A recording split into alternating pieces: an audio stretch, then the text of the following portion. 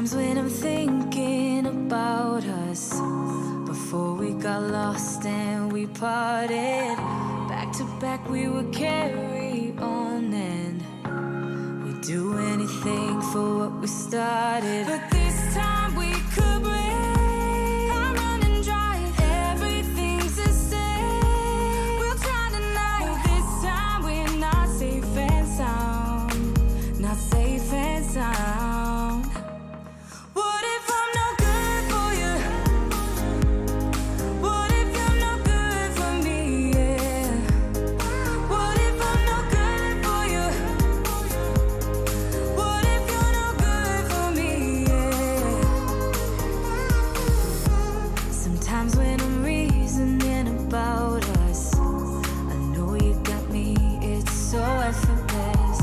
Back to back we would carry on and we'd do anything for what we started. But this time we could break. I'm running dry, everything's the same. We'll try tonight. This time we're not safe and sound, not safe and sound. What if I'm no good for you? What if you're no good for me? Yeah. What if I'm no good for you? What if you're no good for me? Yeah. What if I'm no good for you? What if you're no good for me? Yeah. What if I'm no good for you? What if you're no good for me? What if I'm no good for you? What if you're no good for me? What if I'm no good for you?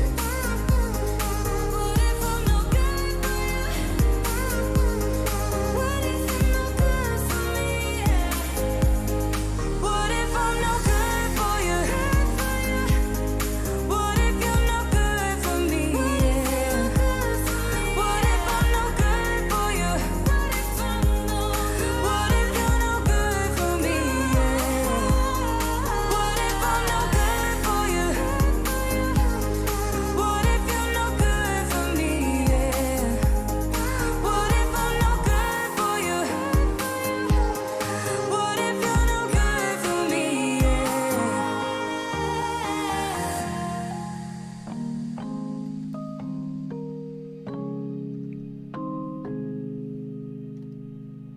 Boom. It's the FPV news. There's no boomer pause or... No, it's the millennial pause. I'm sorry. There's no millennial pause when you start with a musical intro. That's the key. That's true. Although I keep forgetting to go back and check whether there's a pause between when I start the stream and when the music starts. You watch the replays, right? Oh, you watch the replays of my local recording, so you don't know. Yeah. Tell me in the chat, folks, does the stream start and then the music starts promptly, or is there a big long pause? Because I think I've got it timed and will not do the whole thing where you both like stare at the screen and aren't sure whether the stream has started yet. It's true though that's why I started with a musical intro, was so that I could come straight in and know the stream was going. And now the music is iconic. Yeah. Dominic Clifton, I'm so sorry. I'm so sorry for calling you out in the chat. I was teasing you and I was joking, and I think I might have slightly touched a nerve. It was a good-natured ribbing at best. You should never call out an open source developer on a topic that you want to get implemented. No, wait, I do that all the time. I was going to say that. Talking to yourself there. Tell it to a mirror. Yeah, I will. Welcome to the news, everybody. Me and Blunty. We're going to tell you about the developments in the world of FPV. We got some hot stuff this week, Blunty. Sort of. It's a lot of information this week. We got a few PSAs this week. We got some It's Barely News this week. We got some events. We got big news this week.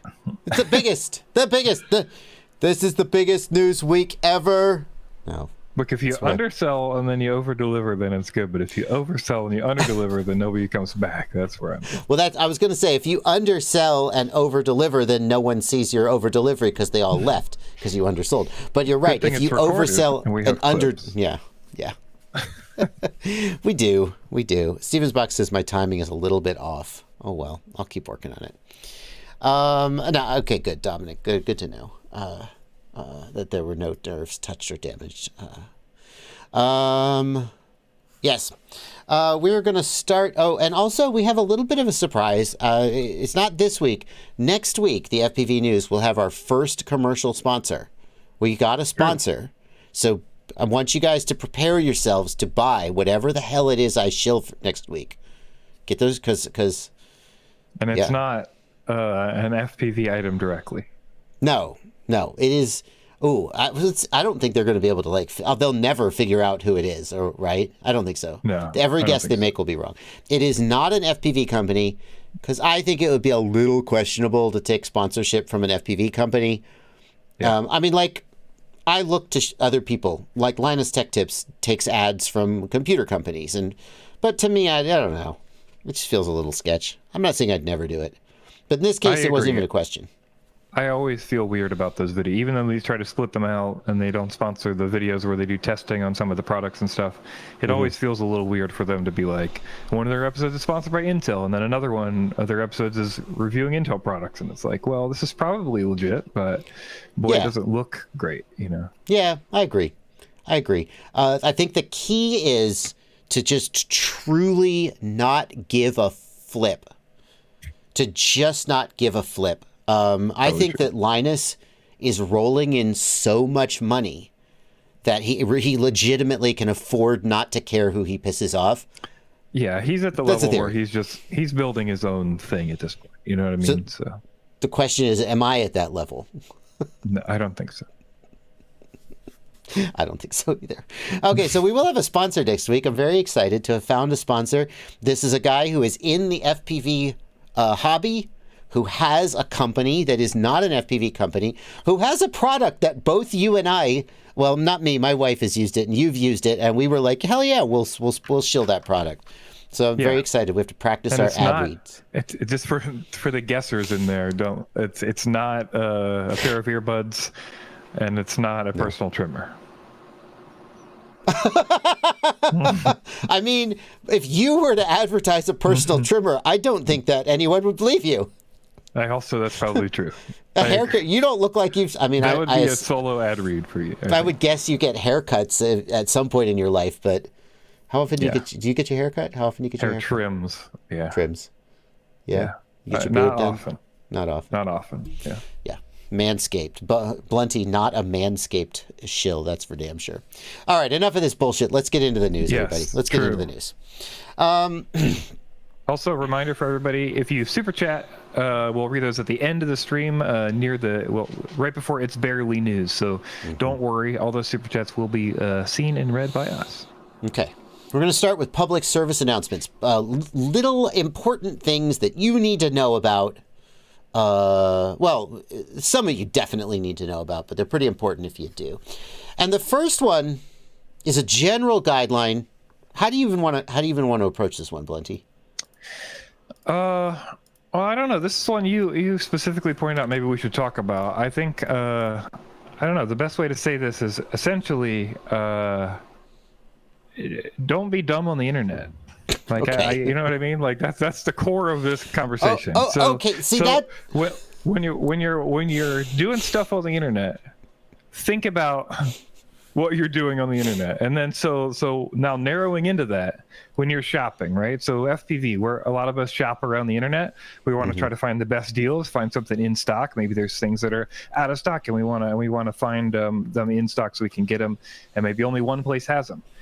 Don't let that be a time in which you don't vet the place that you're shopping. Yeah. And that's what we're talking about today. So these are some examples of places you should not go to, you should never shop at, and are what we would consider fake or untrustworthy websites. Right. And the reason we're pointing these out is because someone actually emailed me and said, I spent money at one of these stores and they ripped me off. And the reason that happened is because this is not a store. This is not a store that took your money and ripped you off. This is a complete fraud. At least as far, I guess I should be careful and not take chances on potentially getting sued. I don't know for a fact, but it looks to me like this is a fraud. This website, the FPV store, all of these prices are preposterously low. For one thing, like much lower than any other store. It only has like 6 items. It doesn't have an about us. It doesn't have all of the things you would, customer service, terms of service. Like any professional website is going to have a terms of service just for legal disclaimer reasons. This looks to me like a total fraud. And hey, let's pretend somebody did set this up and they thought they were trying to sell something legitimately and it just looks crazy, okay? Right. A bunch of things you should consider is somebody who has 6 products and they're random products and they're by large companies and they're digital, for instance. Like, is that guy going to have any support here? How much back are they going to have on the product? Are you going to get shipping in a timely manner? How do they have a contract to sell these digital products on, do they have them on consignment? Like, are they shipping from China? Is this so like, even if this was legit, you would need to consider all the other factors to go, man, this doesn't look like a place that I should order regardless. Right. Right. In this case, a person came to me in my email and said, I spent money at this store. They didn't ship me a product. And then they basically told me to F off. And I looked at the website and went, well, this isn't a store. This is just a storefront intended to trick people. And like, here we've got race day quads. No, we don't. Like, once again, I don't know what's going on here. This one's far more elaborate. Yeah, how'd you find this one, Blunty? This was a user in your Discord posted this and asked if it was legitimate. This looks far more legitimate.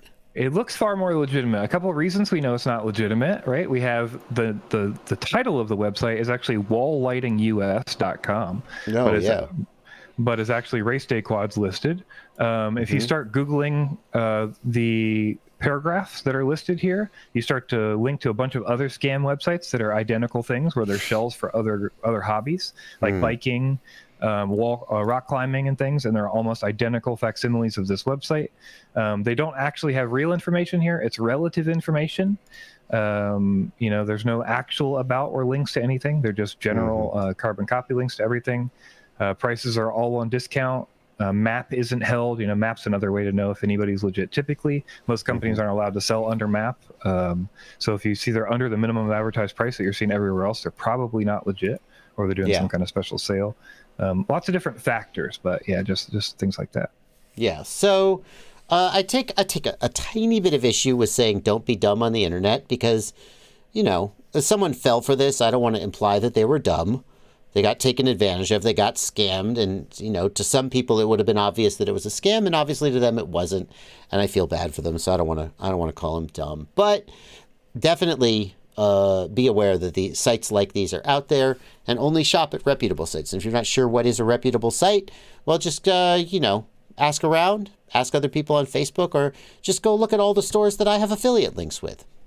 No, there are stores I don't have affiliate links with that are reputable. I was going to say, there are other small stores that we don't necessarily talk about or have links to that are legitimate. You just need to do your due diligence and attempt to vet them. Like, hey, have other people ordered from this? Maybe go on Facebook and search for that website. Maybe look through their about and see if they're actually legit. Message them and see if they're messaging you back. Maybe it's an FPV pilot who set up their own store. I mean, there's lots of ways there are small you can stores. Make yourself much safer here. The other thing I would remind you of is if you are ordering from one of these places, I would always order with a credit card. Because your credit cards from a reputable, bank will back you up and will get your money back. Whereas you might order with debit and you might have a fight depending on the bank you bank at. So. PayPal usually has pretty good buyer protection as well. PayPal also typically has buyer protection, but it's not. I would say it's not as good as like your bank. Yeah. The people in the chat are reminding me that the FPV store was posting in Facebook groups. That's actually what the original guy who sent me this issue told me how he found them. So if that's true, then, he wanted us to help get the word out about this. All I'm saying is just because it's on Facebook doesn't make it legit. Just because it's posted in a group doesn't make it legit. I'm saying have people ordered from it. Is there feedback? Is there actual information to know that? I'm certainly not taking an ad out on Facebook or posting in a group. That is not enough to vet something. All righty. So we think these websites are very suspicious. We don't know this one is clearly suspicious because it's got Race Day Quad's name. It's clearly... The rules for libel, I believe, would allow us not to state directly that these are fraud, but we would say Right. that we assume them to be, and we're warning you from using websites like these. Yep, exactly. This is missing many characteristics of a store, like a terms of service, like an About Us page. It seems like it would be a front of some kind. Anyway, there you go. And if these stores are legitimate businesses, then they need to fix their websites so they don't look like a scam website, because they totally do. Okay. Excuse me. Coming up. Next up. Next up, we've got another PSA. Next up, we've got another PSA. We want to tell you about the avatar calibration process. This is a little known thing. This was posted in a comment on Facebook. I could not even find the original comment. I had to pull it from an email you received and showed on stream, because I literally could not locate the original piece of information. But this seems like something people should know. So if you're Walk-Snail Goggles, you have Walk-Snail Goggles, it's possible that you could have a calibration issue in your VRX. I believe is that what we're doing, or VTX? I think so. Yeah. So basically, it seems like what you're doing here is you're changing the calibration value that's fed to the amplifier to tell the amplifier how much power to make, and it seems like you're essentially turning the amplifier down slightly, so that it puts. Well, I mean, I haven't tested this yet. I'm not even sure how I would. But it seems like you're basically telling the amplifier to make a little bit less power, which then causes it to not be as sort of distorted. And I don't know if it's putting out, does that mean you're getting less than 1200 milliwatts now? I don't know. But if you have problems, the specific problem that triggered this was that you have 50 megabits per second, and then as soon as you arm, it drops to like 5 megabits per second. And as soon as it goes to full power, basically. And this was sent by Walk-Snail. And if you are in a situation where your 1 watt or your 1200 milliwatt on your Walk-Snail is just completely garbage, you can try this.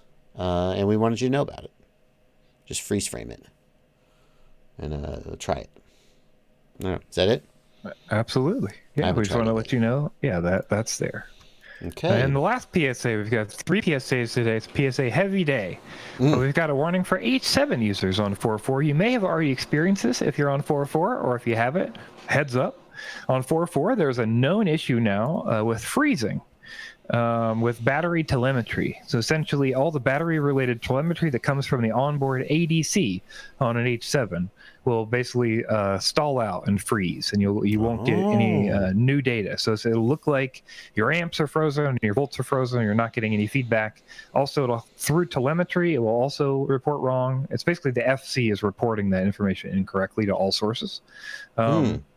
So yeah, this was a bug they found in H7 processors, and there is a fix out. It's in 4.4.1 Zulu right now, and will be in 4.4.1 release when that comes out. Okay. So you no longer have to do the select commit situation. You just have to pick 4.4.1 Zulu. Okay. So you don't have to flash the nightly build of 4.5.0. You can flash 4.4.1. That's 4.4.1 Zulu is what you want to flash. That's my understanding. Until they have a release candidate at 4.4.1 or release. Let me just real quick. We can show people how to do that. So here we are. We'll go to firmware flasher. We'll do show release candidates. Right? I believe so. Enable expert mode. Do we need to do that? Choose any target and then 4.4.1. What's 4.4.1 Zulu? I guess it's you have right? to. It's not an RC, so you have to drop down and do development there. Okay. Development. And then 4.4.1 looks the same. 4.4.1 5 April 2023. Okay, Guess so we're maybe not really that has sure. changed now. Well, that's what it says here. It says try 4.4.1 Zulu in the comments of this PR or this issue. So I don't see any release notes for it. I guess I was hoping we could show people, but I guess we don't know for sure. But if you have an H7 and you've run, I've had a couple people report this, and I was like, I don't know, because people are always like, oh, I found a bug in Betaflight. I found a bug, and I'm like, usually you haven't. Usually it's just user error. But in this case, it seems like legit. Did you try selecting an H7? That might be why. Yeah, that sounds good. Let's try that. Oh, you're right. I didn't. I just picked Let's whatever. just give that a shot real quick. So before development, choose a board, H7. Like do Mamba. Pick the Mamba. Or Kukute. I know Kukute. Kukute H7. Let's see if we've got. It's the same. We don't. In this picture, I've got 441 Zulu, so that must have updated since then, and that's why we're not seeing I mean, it's got to be this one, right? 441 05 April 2023. Is that 441 Zulu? It's not labeled in the shots that I have. Okay. Well, there you go. Oh, is 441 released? Is that why? Did 441 release on April the 5th? I mean, that must be what happened. Let's turn off release candidates in expert mode. Choose a target. Yes, 441 appears to have been released. That's why. But why is it not in the? It's not in the release notes though. It is in the release notes. Why don't I see the release notes in the release and build info? Where it was. It's not there. I mean, who cares? But oh, right. On that page, yeah, I'm not. Yeah. Oh, here we go. All right, anyway. So Flash 441 if you have an H7 flight controller. That's the takeaway. Okay, great. Oh, great. Okay, enough with the PSAs. Let's get into the actual news. And we have another cool development from the smart, sexy guys over, I mean, that's my editorializing that they're sexy. Well, you don't have to agree with me, Blunty. Over at the FPV WTF project, this time they've given us another feature that we wanted from DJI that DJI was never going to give us. Want to tell them what it is? Yeah, it's you could stream to your goggles now, to your DJI goggles, your FPV V1 and V2. You could stream directly to them from your computer over USB. It's HDMI over USB-C is impossible, but this is close to that, where it's basically porting stuff through your computer to stream to the goggles. And this is basically a two-piece component. So you've got this thing called Moonlight-shim, and then Moonlight-shim basically gets you a video stream set up over USB, and then Moonlight-gui streams things to the shim to send them to your goggles. So it's a little two-part process here. That lets you, it's called Moonlight, and it lets you get 7 to 14 milliseconds, which is pretty cool if you've got a decent specs on your computer, which is pretty great latency for this. So there's a couple reasons that people want HDMI input for their goggles, and one of them is to use the goggles with something like an HDZero or a walk-snail video receiver. This is not going to do that, because that would require legit USB-C to HDMI. The goggles don't have the hardware to do that and cannot do that. But what this is a USB data connection between your desktop and the goggles. And you can send any data you want over USB, including video data. And that sounds like what they're doing, right? Yeah, absolutely. And typically I would think like, hey, that's going to be high latency. So that's why I think it's cool. That's 7 to 14 milliseconds is our latency here at 120 hertz. So that's definitely really good stuff. So you need to be running your game at least 120 frames per second, right? To get 120 hertz to the goggles. I would assume so. I can't tell you exactly how Moonlight-gui works. We do have a link to the Discord in the show notes, so you could go over and get help with this over in the hashtag Moonlight channel on the FPV WTF Discord. They can make sure you're all set up and you know what's going on here. I'm not sure if it sends at a frame rate like you're looking at a desktop, or if it's like a full screen application that pulls in the application frame rate. I don't know how the GUI and shim side works and stuff. Does Moonlight, is that something they created, or is that something that exists? It's some kind of screen capture utility that already existed. No, this is a creation. DJI Moonlight is just like butter, margarine, just like the other projects. I'm disappointed that this is not some kind of dairy or fat based. We've got butter, we've got margarine, now we've got Moonlight. I really wanted it to be. So for people who aren't understanding what we're saying, this is basically, as Nin Mario says, you can connect your goggles and do simulators with this at 7 to 14 millisecond latency. So very low latency. Yeah. It's not Sam says Moonlight is an existing technology that leverages NVIDIA Game Stream. That's what I wondered. Yeah. Oh, yeah. Okay. So now you can use your DJI V2 goggles only, not Goggles 2. You can use them as a display for your computer. That's the gist of it. You could watch a movie, you could play a simulator, You Gotcha. could just sit there and answer your emails with the goggles on your face.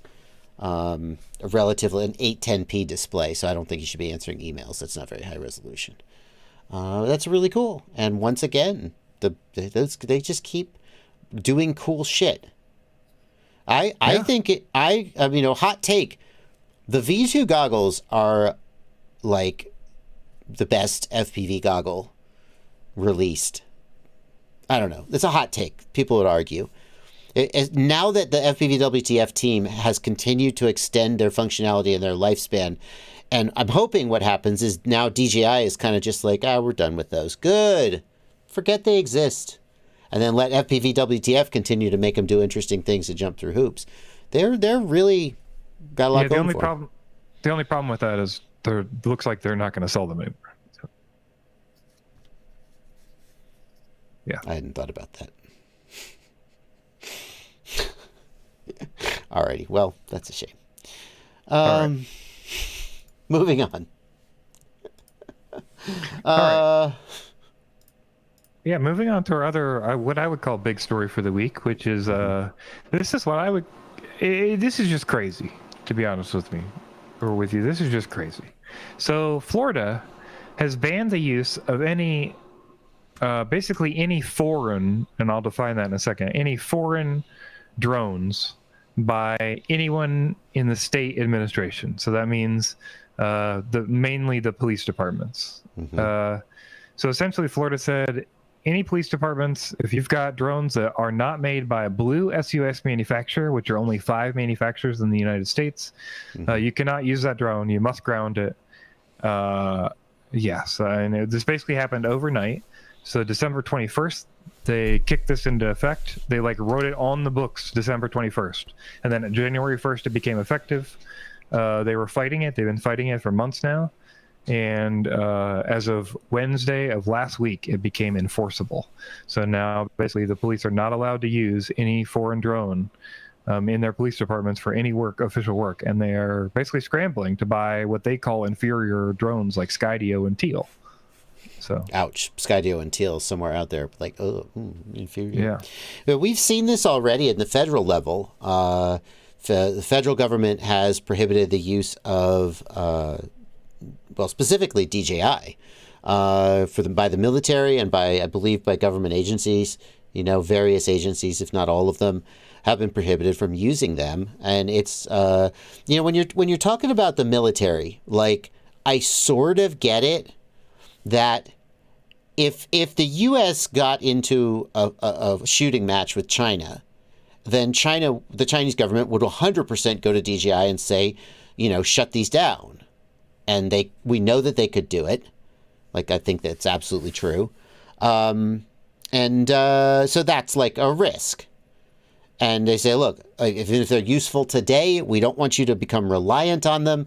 If it comes to it, we see that as a vulnerability. I kind of get that.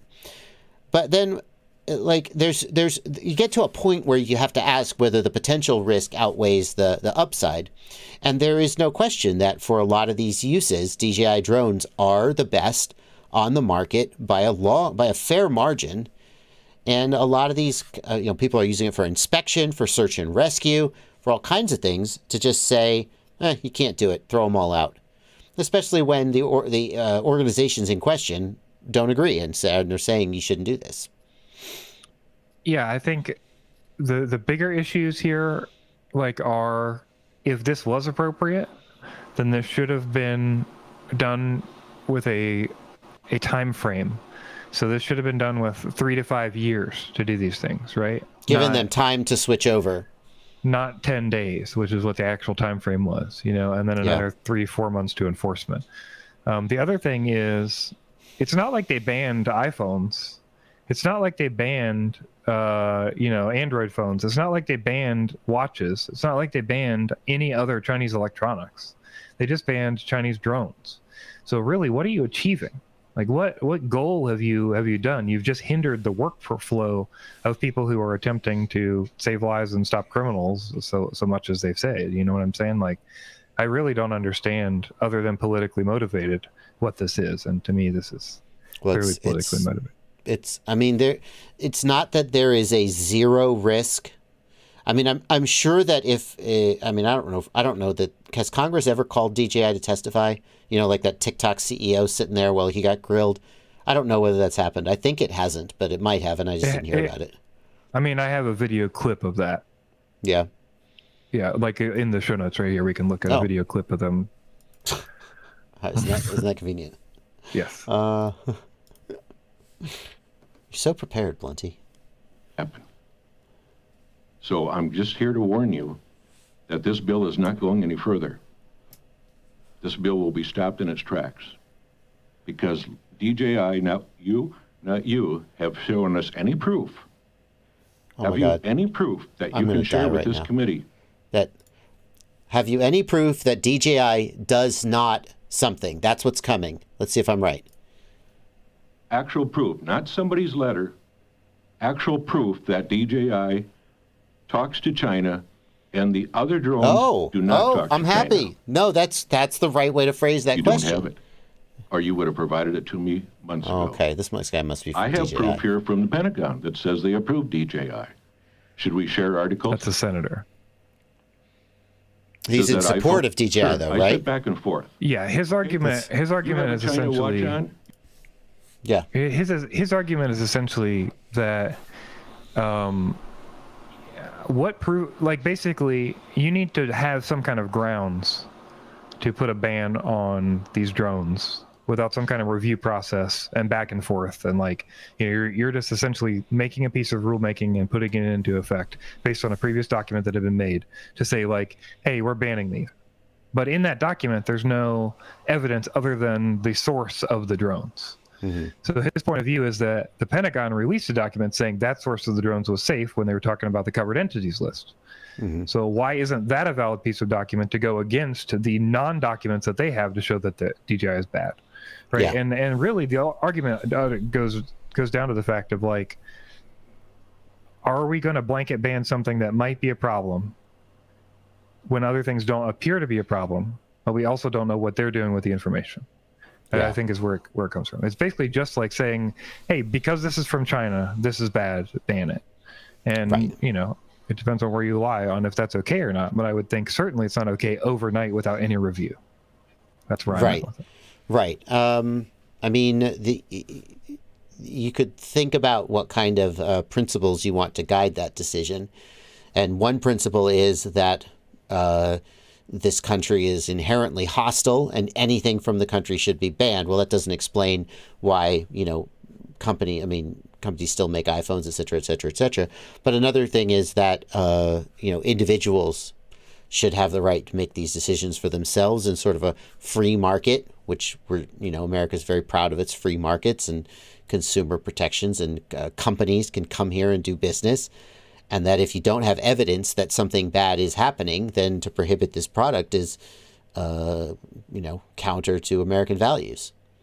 Right. It's a way, it could be seen as a way to promote certain companies and downplay other companies to financial effect, because there's no evidence to show that there's a scientific or otherwise effect, right? I think that's the problem here, because this could be money motivated. We don't know for sure. But we don't know. If it is, it could just be political posturing. Right, but either way, this is why we need things like reasons to do these things, and or at least review processes where we all decide yes, this is the right way forward. Yeah. So, the good news is, as with the headline, when the federal government banned DJI, as an individual consumer, this doesn't affect you yet. You can still buy DJI drones in the state of Florida and fly them as an individual consumer. Only if you are a government entity are you prohibited, which sucks for you. I'm sure you already know that. And, vote. I guess is the only thing I have to say. I just also want to point out that, it's also the case that because they're defining blue SUAS here, you can't just go buy a bunch of U.S. parts that you spend $10,000 on, put together a drone and fly that. Mm-hmm. You need to get all those parts. You need to file documentation to the federal government, and then the federal government will review that and issue back a permit for that individual build or design that you've done. So it's not like this is like They're not it's not building. like this is. Yeah. Yeah, go ahead. Go ahead. It basically means that currently you have to buy from 5 companies. Exactly. They're not building their own drones. They're going to buy a pre-made, because they're a police department and they need to buy 50 drones or whatever. They're not sitting there building them. And so they're going to go buy from Skydio or Teal or one of the other companies on the list and get an inferior product. Yeah. One of the things the article we have covers and other people talk about is just that, when they've gone through these drones, like the DJIs aren't dropping out of the air. The Skydios have, for one group, said like 5 times. Yeah. They've lost 5 different drones due to malfunctions, and they haven't lost any of their DJIs. So, yeah. Well, it's unfortunate. Alrighty. Now we come to the part of the stream where we plug our websites, and then we are going to get on with a pretty cool cinematic of the week. One that's very near and dear to my heart because it involves a Mustang. I have a Mustang. But we're going to do our plugs first. And the very first plug is going to be for FPVknowitall.com. That's my website. And home of the ultimate FPV shopping list, which is where you can find all my product recommendations in various categories. Want to know what to get? What's the deal with GoPros? Please tell me the Hero 11 Mini is on this list. I haven't added it yet. Well, it's not chasing the latest and greatest. Just because a new product comes out, I'm not going to put it on the. That's how I make up for not being timely. Trying to figure out what the best stuff is to recommend only after we know that it's got enough data to recommend it. Lots of different categories there with lots of different suggestions for stuff you can pick up. Yeah, also we've got ItsBlunty.com, which is my website, where you can go sign up for my Patreon if you want to support me, or you can sign up for a troubleshooting call. Also, if you click through on that troubleshooting link there, you can see I've got a couple paragraphs at the bottom that just describe the things I can help and I can't help with. But if you ever have any questions about that, you can shoot me a message on Discord, which is preferable, or send me an email where we can talk about those kind of things. So I don't do tuning, but I do all kinds of other stuff that I can help you with. Yeah. And the other thing you don't do is you don't accept product by mail. So some people often ask me, can I just send you this shit and have you fix it for me? But you don't like to do that. You only want to do remote. Not interested in. Yeah. I don't want to be blamed for your hardware being broken. That's where we're at. Okay. We would also like to plug the Livestream Clips channel, also known as the Bardwell in a Cowboy Hat channel. Where you can get catch up on what's been going on the live stream. We're having a Bonzer week in April. We're posting 4 clips a day, and just getting all the top questions from the live streams. If you don't get to watch the whole live stream, swing on by the Livestream Clips channel and see what you missed. Or if you're trying to remember I remember that time when Bardwell talked about his goats. Well, you're never going to find it in the live stream VOD, but you might find it on the Livestream Clips channel. So head on over there. I'd love to have you as a subscriber. And last up, we have your website, searchfpv.com, the FPV product search engine, where you can choose stores and locations to search from to find anything you're looking for. And hopefully you can find out, is it there? Is it in stock? What are the prices? All those kind of things. Yeah. And all that stuff, come on. Well, I guess there isn't a JBF7 in stock in Europe. Good to know. Sad, but good to know. And those are our plugs. Next week, we will have an actual sponsor. I gotta practice my sponsor. I gotta practice my Linus transitions to sponsors, right? Yeah. Next up, we've got... Hang on. Before you do that, somebody in the comments said, should we have done a PSA this week about the analog issues on the HDZero goggles? Have you heard about this? Yes, a little bit, but yeah. Okay. Let's talk about it. If you heard about, this is another great time to say, if you've heard about something like this, email it to the news at fpvknowitall.com. Don't just assume we're going to get it. 0 people emailed that. 1 person commented it that I saw 5 days ago, and I've heard no other people mention it. So all I know is that Johnny 5 has had the issue, and that's the only thing I've heard about. So I reached out to Carl about it and talked to him about it, and I actually know things about it, but then I didn't send it in because I just like, I don't know. So if whoever you are who said, what, you guys didn't do a PSA about this, you definitely don't assume that it's like, obviously they're going to cover that this week. Send it in, news@fpvknowitall.com. On the screen, news@fpvknowitall.com, right there in the bottom corner. There is an issue, PSA. There is an issue with the latest firmware on the HDZero goggles and the analog input. If you use Fusion or Rapid Fire, there's an issue where you get poor performance, really, really bad. HDZero, Carl acknowledged it and basically said we were in such a hurry to get this firmware out for the new goggles users that we didn't test it as thoroughly as we should have. They are working on fixing it. They are working on getting a new firmware out to fix it. If you have the older HDZero goggles and if you fly analog, don't update to the latest firmware. Just wait. If you have the V2 goggles, not the V2, if you have the second round of goggles that just got shipped, they already have, I don't think you have any choice. Your analog performance might be terrible, and there's nothing you can do about it until HDZero releases a fix. Sucks to be you.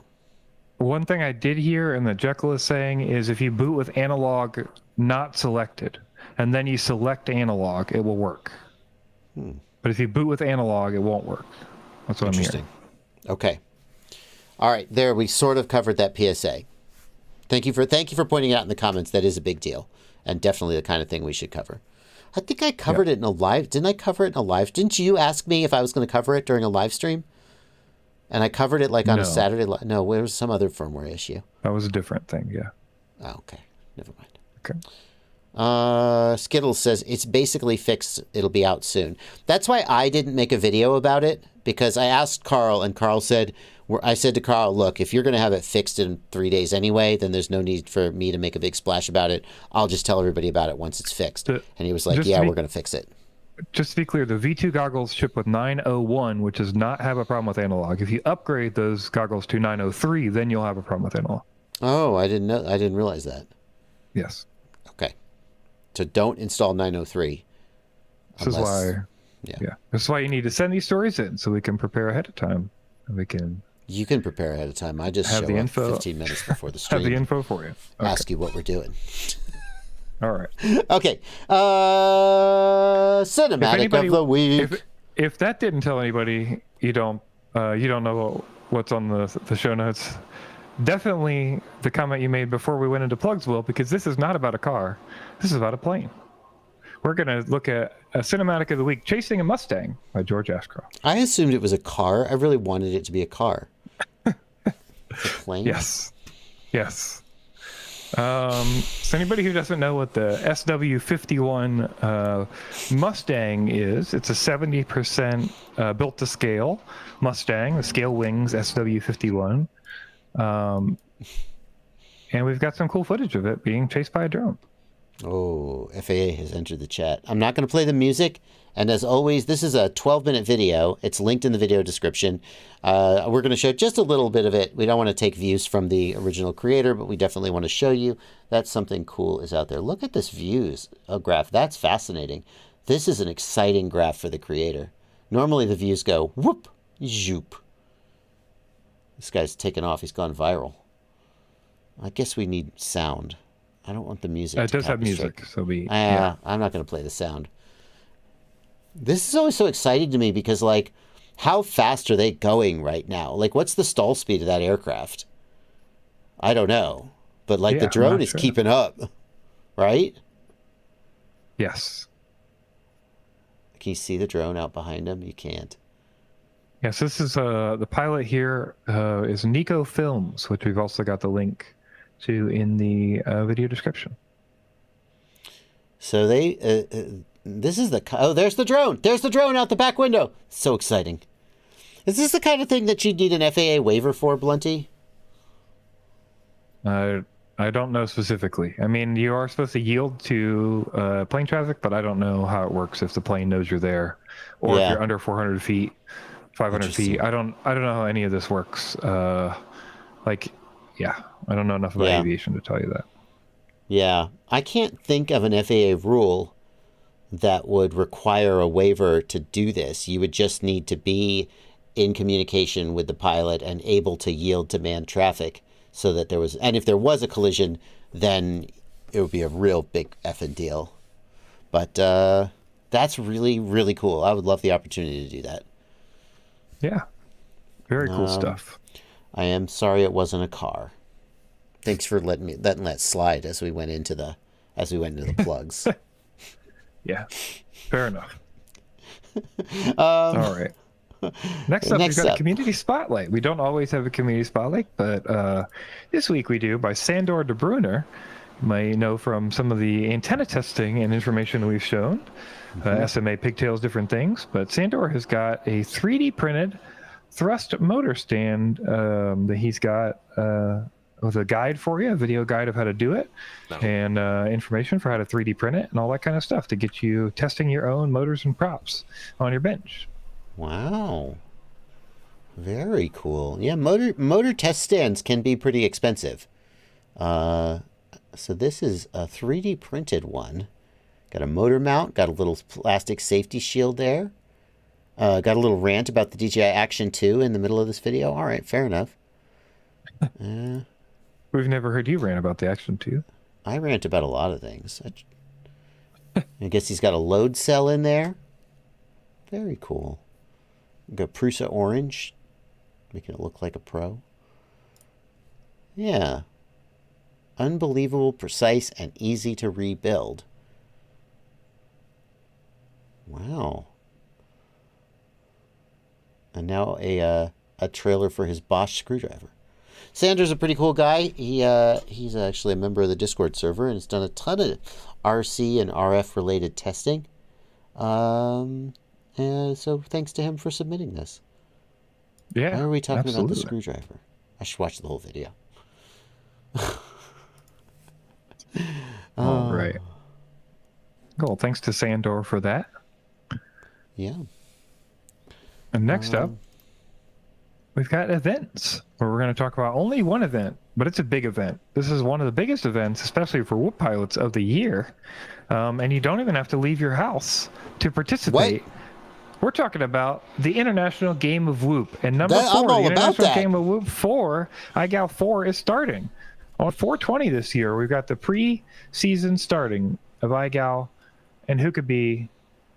we got to be excited about IGAL. $22,000 in cash and prizes, and they're still adding. They're still adding cash and prizes. So if you're interested in participating, this year is a little bit different. So you got to pay attention to what we're going to say, okay? Because this year we got multiple changes, but they're all good changes. I talked to Daniel Sagano. If you don't know, FPV Skittles is the one who puts this on. I had a conversation with him before the show, so I can make sure to get you all the good information.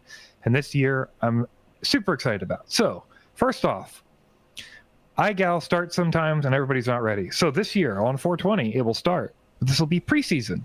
So you're going to have 4 weeks to do challenges that are going to be a little bit easier, and they're going to be challenges that everybody can participate in, but you're not going to get a letter if you lose them.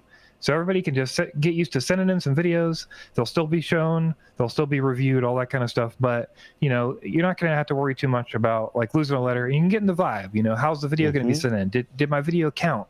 Did I get all the things in properly? Am I using the right whoop? Like, you get all that ironed out in the first few weeks. But there are still prizes available. And so this year, another different thing is they've got a Patreon. And if you want to sign up for the $7.77 tier on their Patreon, you get access to another $5,000 of extra prizes over the course of all these weeks. And you can possibly get some of these prizes. You'll be entered into these extra drawings. So it's $5,000 of extra prizes. There's no obligation. You can sign up for the Patreon if you'd like to do that. And then as long as you're in the competition, you can get drawn for those prizes. So let's say you don't want any of the first prizes, and you just want to get in some of the later prizes, and you're still in the competition at week 7. And you sign up on week 7, and you can maybe get drawn HDZero for goggles. Yeah, so if you sign up on week 7, you could pay 1 month of the Patreon, and maybe you get the HDZero goggles or anything in the other weeks as long as you're still in the competition. But yeah, so kind of a new little dynamic for people to get extra stuff. But regardless, even if you're not a part of that, there's still $17,000 in prizes that are going to be given out through all these weeks. So nice. Another new thing about this year, there's a lot of information. So if you don't know, IGAL, the basic idea of IGAL is like a game of horse. Sure. Yeah. If anybody's played basketball, a game of horse, you do a trick, you shoot a ball, somebody else has got to shoot the ball, or they give you a letter. If you get the full word, then you're out. You don't get to play anymore if you don't get the tricks. So in IGAL, it's a very similar thing. This year we're spelling IGAL. So you can get 4 letters. So if you fail the challenge, you get an I. If you fail the next challenge, you get a G. If you get IGAL, you're out of the competition. And the last people into competition who still have letters to get, who don't have all 4 of their letters, are going to move on this year to something totally different. Because after 16 weeks, there's only going to be 16 pilots left, and we'll have a finals. So we're not going to go on for 50 weeks. In previous years, they kept playing until somebody failed out, and they just kept making the tricks harder and harder, and people kept succeeding at doing the tricks, and it went for I think it was 52 weeks, 54 weeks, something insane. Yeah. So none of that.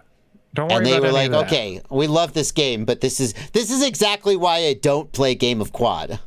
Yes. So this year, starting on May 18th, you'll have 16 weeks to play. And then if everybody doesn't quite get knocked out, there may be a couple extra weeks there just to get down to top 16.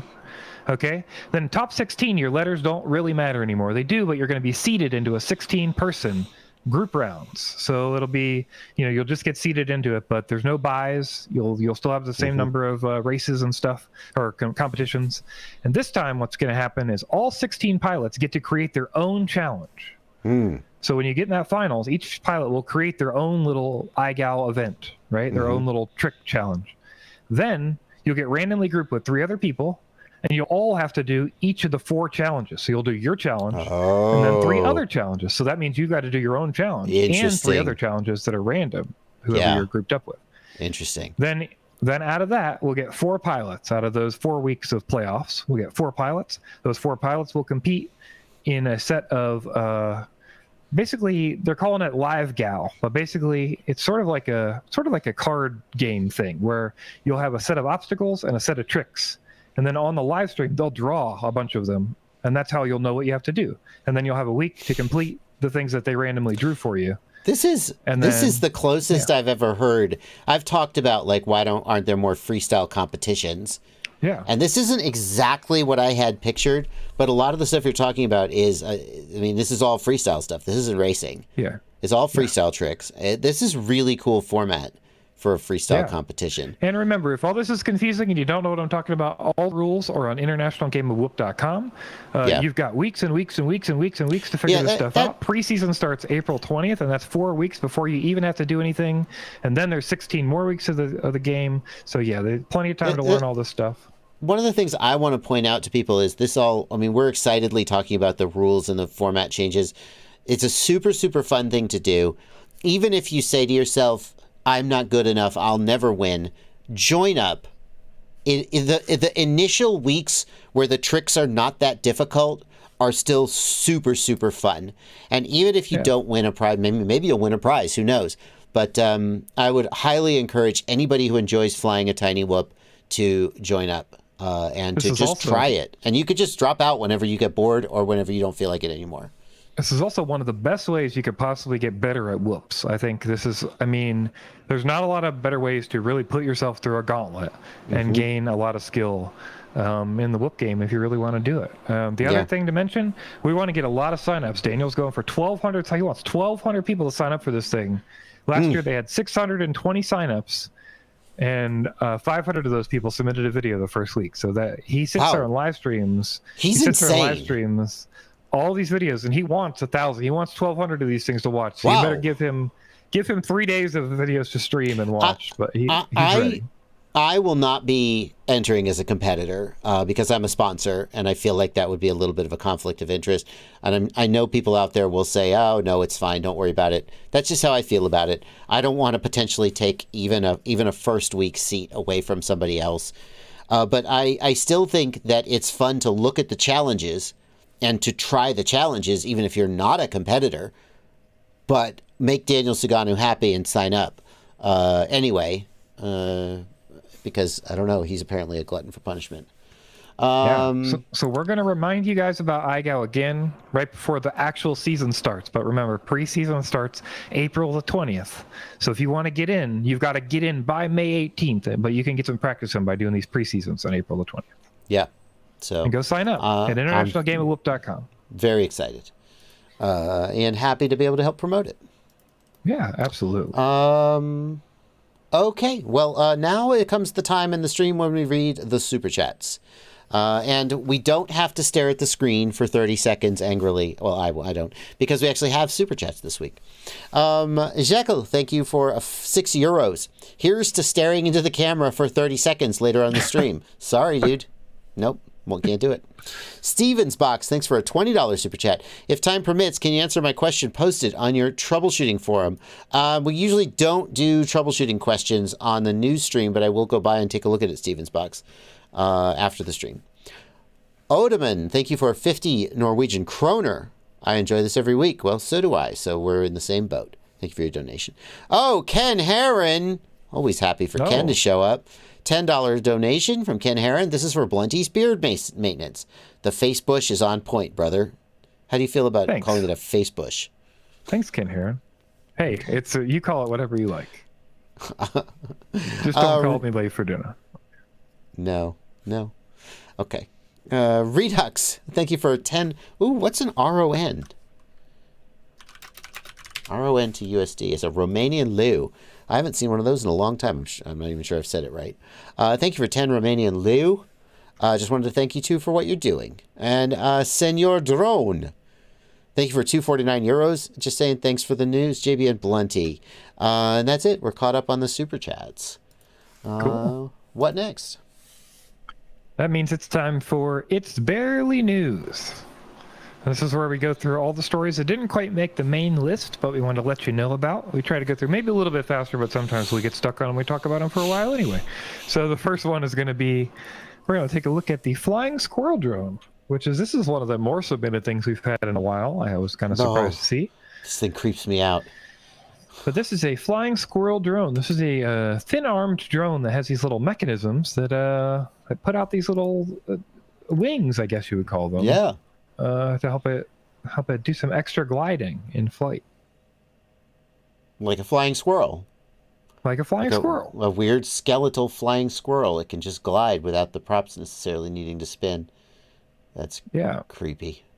So this is being developed by a foreign guy. So I did have some trouble getting some actual sourced info on this. But I was able to at least find his, go to his YouTube channel. He has a development video where he goes through some of the process he's done to develop this and get it working. So we can at least see, where he's at with it and where it's come. Crazy. That's kind of a neat idea. Definitely an idea I have not seen before. That is true. Ooh, we got a GyroFlow plugin for DaVinci Resolve. So DaVinci Resolve is a video editor, by the way, in case you don't know. It's a free video editor. There is a paid version that gets you a couple of non-essential features, like I think 4K video out and NVIDIA hardware accelerated encoding. Can I just say just real quick, as a stubborn person who did not want to spend the money, I just recently upgraded to the paid DaVinci. Mm-hmm. If you do anything with video more than once a week, just buy it. It's a night and day difference. It's like 300 and something. That's what I paid for my license. It's a lot of money. It's a lot of money, but it's a lifetime license, right? Once a week. Just think about once a week. You will save so much hassle, so much effort, so much time. I did not realize how much time I was wasting by working around the rendering issue, working around hey, this lags when I move this video over here, so I can't edit here. I have to do this. I can't speed the video up enough. You have a 4000 series NVIDIA card, and you had the free version of Resolve doesn't support hardware accelerated rendering. So if anyone should have it, you should. My benefit has been more not in the rendering side, but it's actually been in the editing side. Really? Because you don't realize how much you're struggling, even with proxies, how much you're struggling with it. I was limiting myself. Yeah. It turns out when I do the clips, I can just speed them up 32 times in Resolve now. Mm-hmm. It just plays full speed at full frame rate. It didn't do that before. Not even close. Wow. Not even close. I couldn't even rewind at normal speed without it stuttering. Okay. So yeah, big difference. All right. So anyway. No, it's great. It's I mean, I don't personally use Resolve. I learned how to use Premiere, and I tried switching to Resolve just for fun, and my workflow is so entrenched, and Premiere works for me. But for people who don't want to spend any money and want a full-featured editor, Resolve is fantastic. And Resolve has built-in, one of the things that's nice about it is it has built-in a lot of effects and stuff that a lot of people would pay extra for with Premiere. And one of them is I think it has built-in stabilization. But Yeah. it's not the kind of stabilization that GyroFlow does, where it actually uses gyro data from the aircraft to do basically the best possible stabilization. Except now, ta-da! Yeah, now you can go and install a plugin for GyroFlow, because GyroFlow supports open source plugins. Or, I'm sorry, DaVinci Resolve supports open source plugins, and GyroFlow has developed a OpenFX plugin for Resolve. And so now you can do GyroFlow work directly into Resolve without having to do any kind of outside workflow or use any other editor. That's cool. very, very cool. So normally what you would do is you would use GyroFlow as a standalone program to stabilize your footage, and then you would import that footage into Resolve and do all your editing. But here, you don't have to use the external program, and you can incorporate GyroFlow into your Resolve workflow in a seamless way. That's really, really cool.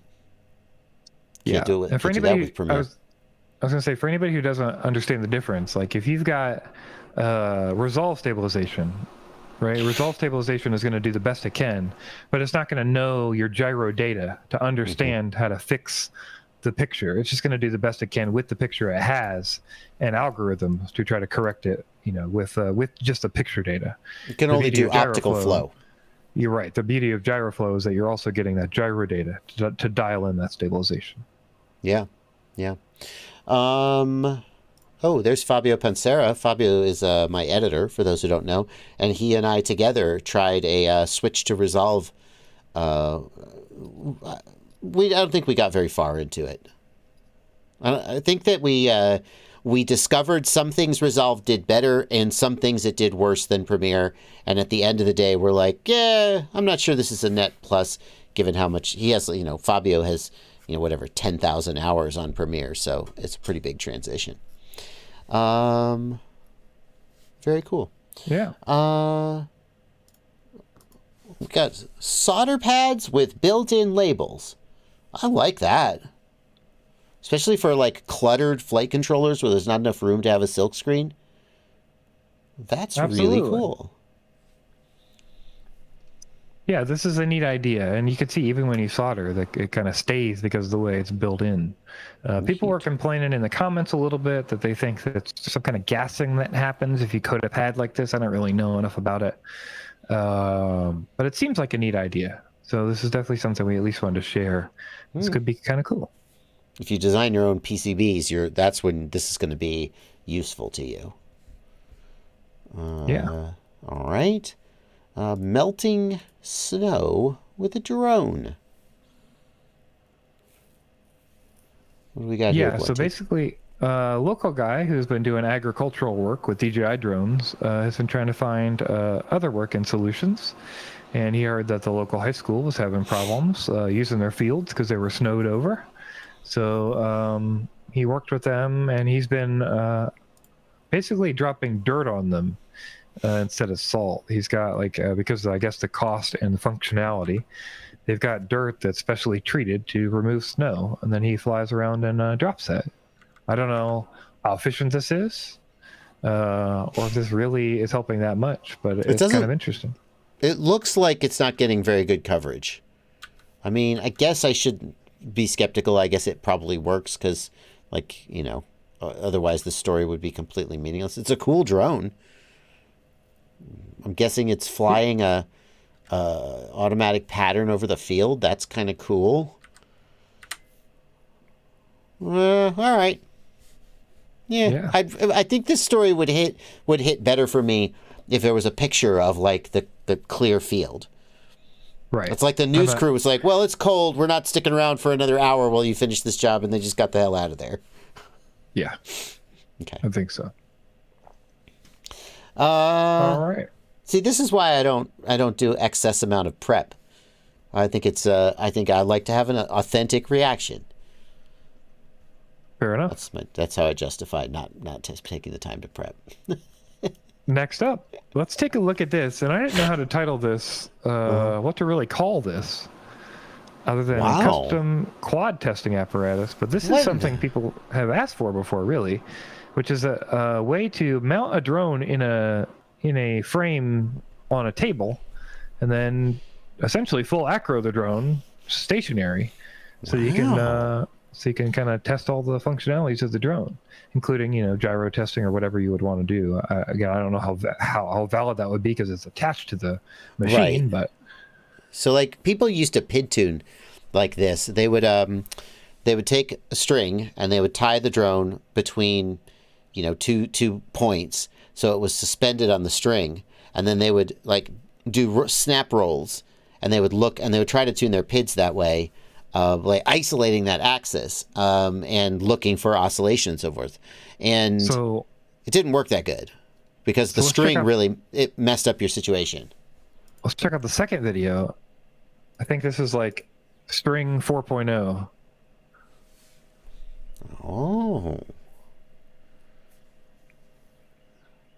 Oh, it can go up and down too. Yeah, he literally built a multiple axis. I guess it's a 6-axis where the drone can fly inside of this caged area on these rails. Wow. It's kind of an interesting idea.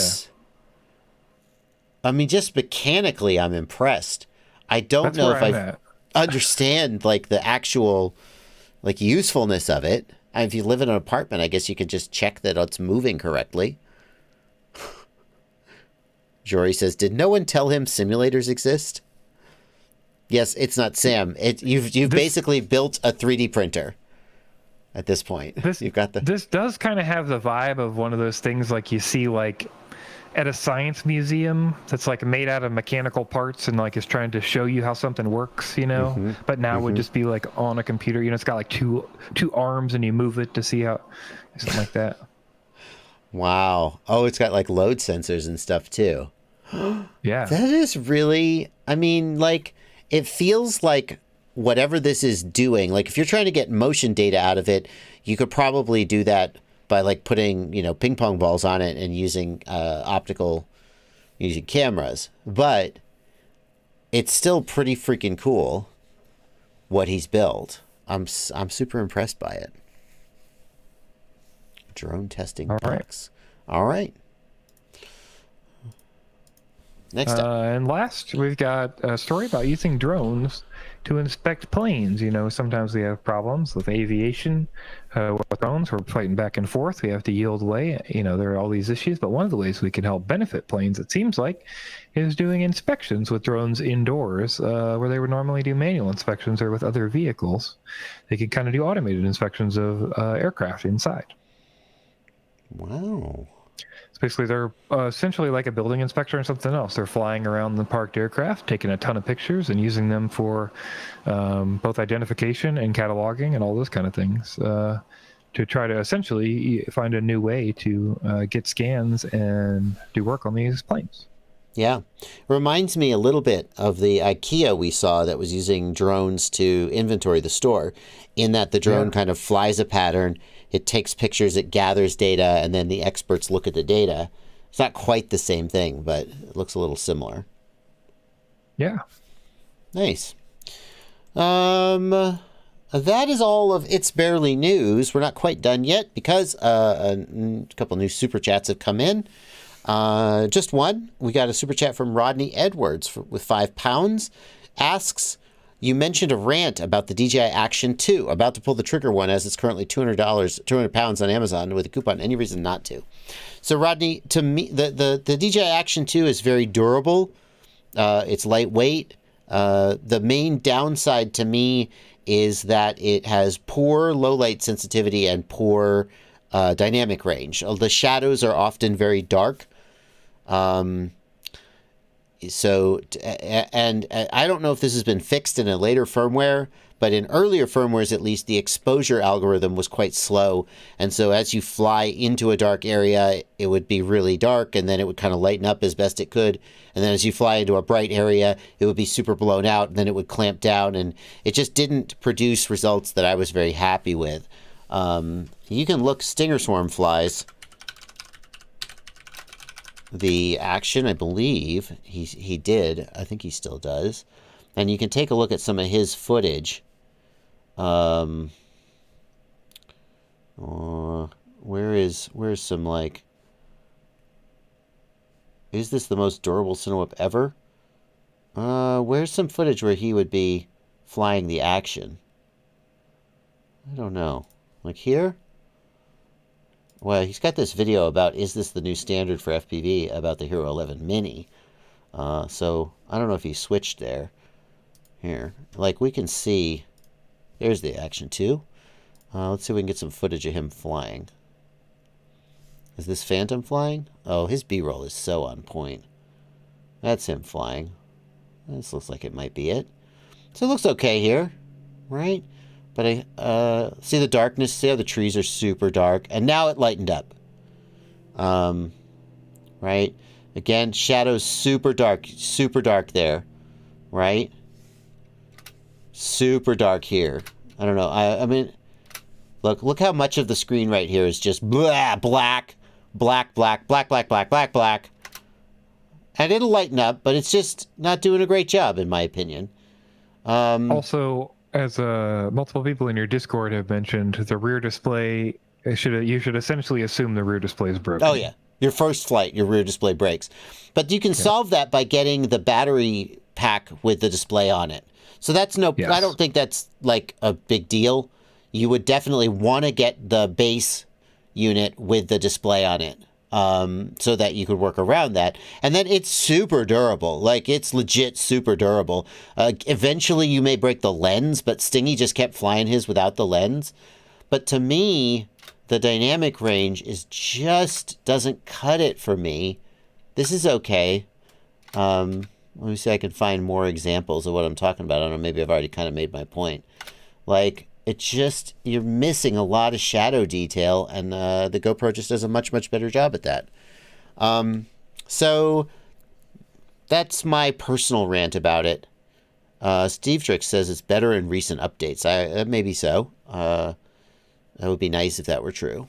So I don't think you're making a mistake, especially at 200 quid. I don't think you're making a mistake. But it isn't my personal favorite. It's not Sam Says, I see what you're saying, but you're wrong. Yeah, well, it is super durable and lightweight. Anyway, there you go. That's going to do it. Dingle says the ultra-wide FOV is awful, but you can just turn the FOV down. You don't like the ultra-wide FOV, you can set it to a narrower FOV. The stabilization isn't quite as good as a GoPro, but if you use stabilization for freestyle, F you anyway. Yeah, Fabio's right, especially considering that FPV freestyle is constantly sky, ground, shadow, sun, sky. That exposure algorithm is a real issue for me. Ski6, thanks for a $2 super chat. Is the Boxer JR Bay more shallow than the TX16S? No. They're standard. It's standard depth. It's a JR Bay. They should all be the same size. The Action 2 does support gyro flow. Fair point. All right. There we go. That's going to do it. Thank you, Blunty. I'll see you guys next week. Yeah. I'll see you next week. Thanks, guys.